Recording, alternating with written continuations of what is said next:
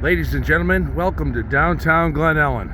I'm looking east at a westbound metro train that is on the northernmost track, and it just happens to be lined up with an eastbound freight train.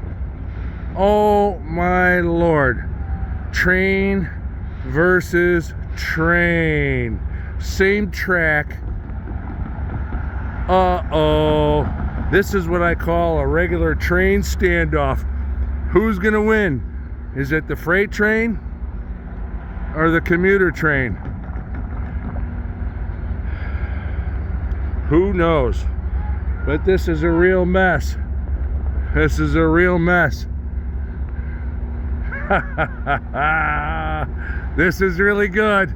Little embarrassment, boys. And there you have it. Reporting live from downtown Glen Ellyn on the UPN Metro West tracks. Train versus train. It's a standoff.